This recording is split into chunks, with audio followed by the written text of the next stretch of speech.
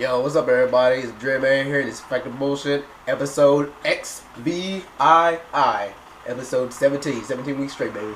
Now, we're gonna go ahead and get this show kicked off. Now, I got two questions from a new one, viewer. And this one says it's from Tay Renty, and it says, "Hey, DreadMan, Factor BS. Sims 2 is funner than Sims 3."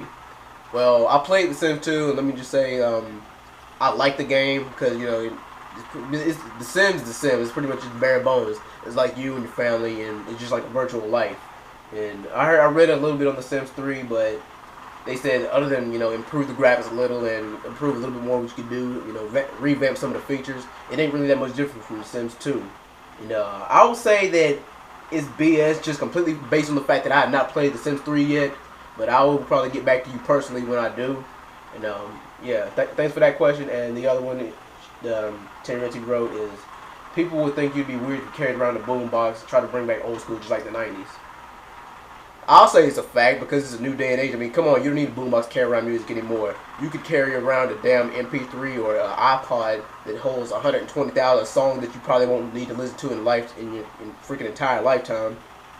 I actually like that style where people carry around the boombox and listen to music.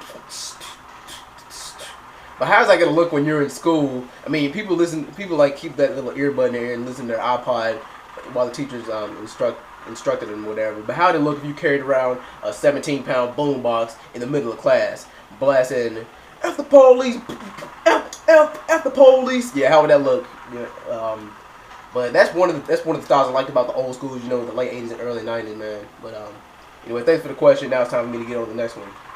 Now, the next question comes from the Nerd Gangster.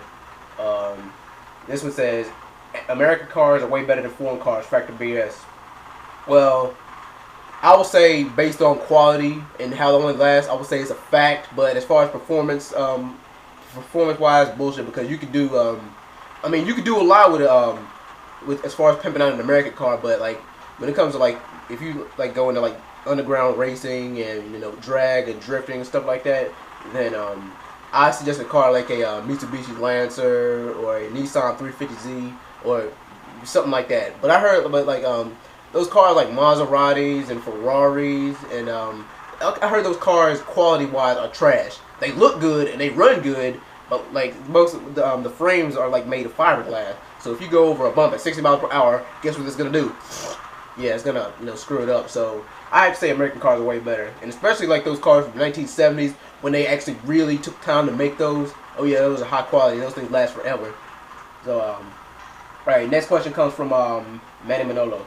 Well, he's got two this week. Factor BS. Big Pun's better than Notorious B.I.G. lyrically. Well, I will say this is BS because Big Pun, while he was great and he had a whole bunch of catchy lyrics, he just made party music. I haven't really heard any. I heard one or two serious songs from him, and I thought they were alright. But as far as Notorious B.I.G. lyrically, he can do whatever he wanted. Rest in peace to him, by the way. I mean, most of the songs were well, some, I wouldn't say most of, but some of his songs, Big Papa and stuff like that. It was club songs and party songs. But his songs like Juicy and stuff like that, Juicy, that was one of the best come up songs of all time. He came up from telling people he came up from nothing and made something out of nothing. That's what I loved about that. All right, but ooh, this is an interesting one from Manny. Factor BS. Men and women are equals, and they both should be treated equally under any circumstances, no benefit. Now, here's the problem with that, because here's what women think. Women want to be treated as equals, but they want they want the benefits. You want to be treated equally, but you want female benefits. Let's see, in the workplace or whatever. When men there's still chauvinism in workplaces. If a woman could do a better job than me, she'd get hired before me just because she's impressed my boss, with her big ass and her big boobs and nice round ass or whatever. But they want to be treated like equals, but they want to be paid like women, and you can't do both, ladies. I'm sorry, but I can make an entire video about that. But thanks for that, man. Men and women should be treated like equals in the workplace, on the street, or in a restaurant, whatever. We should be treated as equals 24/7. No benefits, no nothing. Which is why I think there should be a female professional football league. But anyway, let me move on to the next questions. Now, These two questions come from Riley Richards, and question one from him is factor BS. The PSP is better than the Nintendo DS. I will say it is a fact. Well, what the hell? I'll go ahead and say it's a fact, mainly because you got, but it's the graphics are just a little bit better, and I like some of the games because because let's face it, some of the games on the Nintendo DS are for kids 10 and under, and I like playing mature rated games like Madden and God of War. You won't find the gut wrenching, jaw stabbing like God of War on the Nintendo DS. No, you'll still find games like Pokemon and the Super Mario Bros. And there's nothing wrong with those games because I still play those. But all right, here's the second question: is the PSP Go will overtake the current PSP? And if I read off, I'll say just a fact, basically because of what I read on it. And they say like you'll be able to have text chat and text communication on the PSP Go. So it'll pretty much be like a flip phone, or like a little T-Mobile flip text phone or something like that. And it'll have like slightly better graphics with PSP Go. But well, that's my 2 cents on that.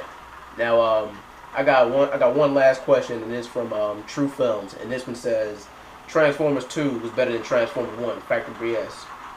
Well, I'll go ahead and just say that this one is a fact, and I know I'm gonna get a lot of criticism for this one because well, one had a little bit more of a storyline. 2 was basically just for the special effects and for the comedy. But like then again, what else do you really watch Transformers for? I mean, because like Transformers 2 had a backstory. It had like it showed that Megatron was not the real leader of the Decepticons. It was the Fallen, and well, you pretty much get the gist of that. And of course, hot ass Megan Fox was in it again. And she looked better in 2 than she did in 1 because she still looked like a teenager in 2. And this one, she looks like in Transformers 2, she looked like a grown ass woman. And that ain't really a movie you watch for the acting anyway. It's more you watch for the sci-fi action, special effects, and shoot 'em up, bang bang stuff. But anyway, that'll do it for this week's Facts or Bullshit. Remember, all the new subscribers, send me your questions, and thank you. Remember, this segment cannot work without y'all. Anyway, TheDreadMan's out of here. Peace.